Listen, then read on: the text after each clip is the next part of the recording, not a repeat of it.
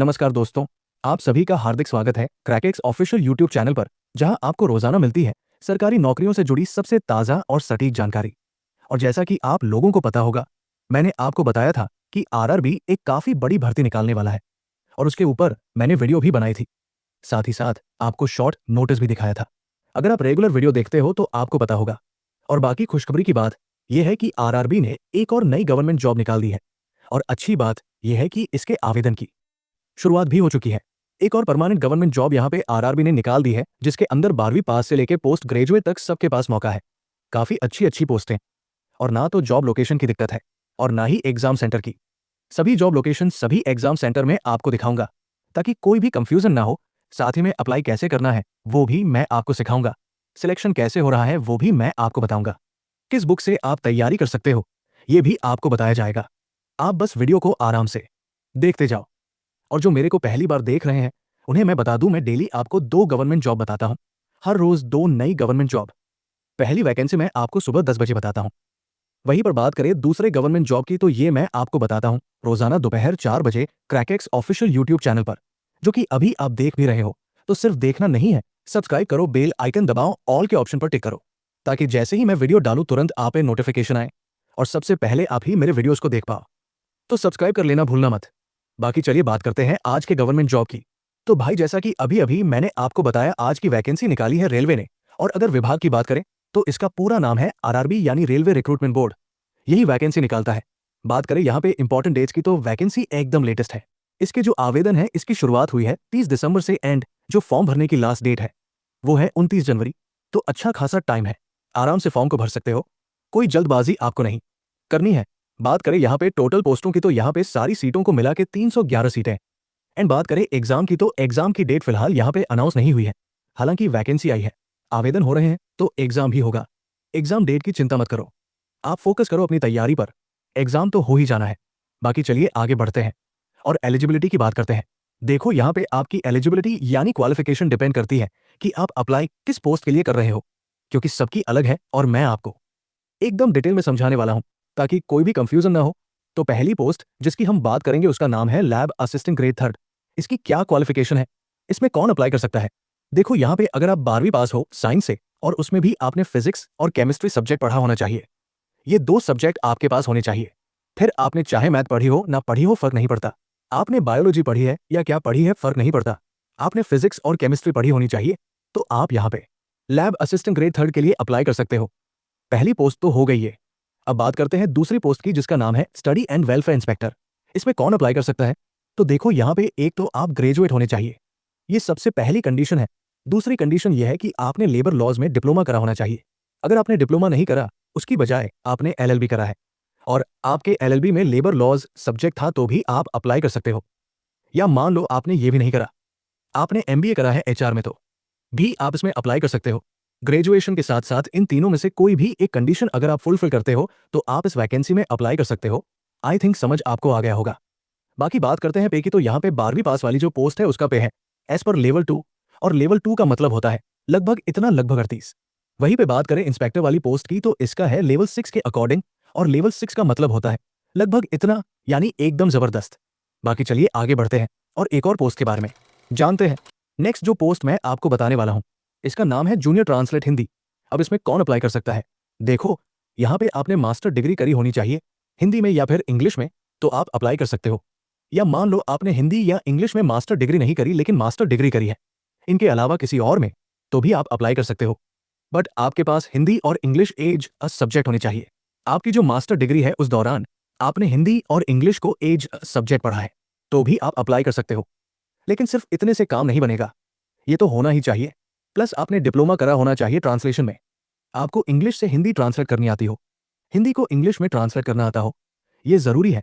उसका डिप्लोमा आपके पास हो या फिर सर्टिफिकेट हो, तो आप अप्लाई कर पाओगे।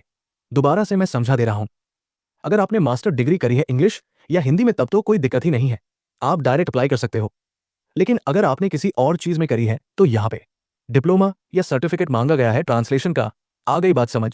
बाकी बात करते हैं पे स्केल की, तो इसका पे भी काफी अच्छा है। आप देख सकते हो एज पर लेवल 6। और अभी अभी मैंने बताया था लेवल 6 का मतलब होता है लगभग इतना। तो चलिए आगे बढ़ते हैं।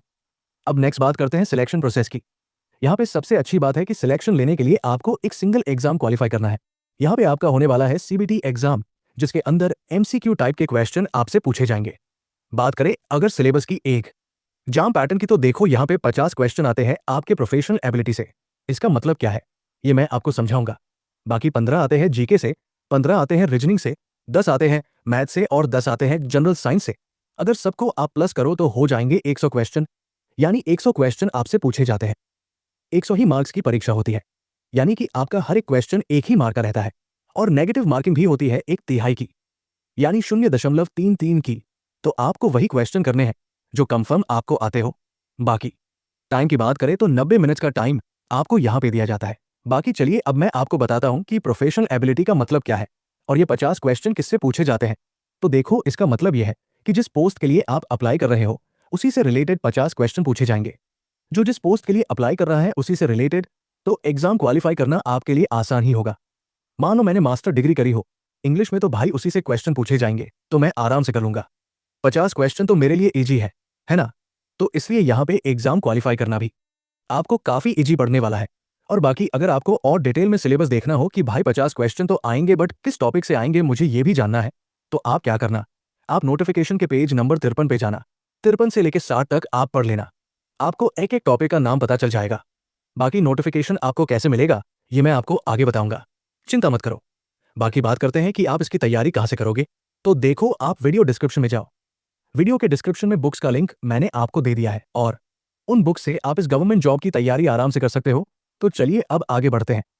अब नेक्स्ट बात करते हैं एज लिमिट की। और आप ध्यान देना कि एज आपकी काउंट कब से हो रही है। देखो एज आपकी काउंट हो रही है 1 जनवरी 2026 से, यानी कि नए साल से। आपको ये देखना है भाई 1 जनवरी 2026 को मेरी जो एज है वो कितनी होगी। तो यहाँ पे जो एज लिमिट है वो पोस्ट वाइज है।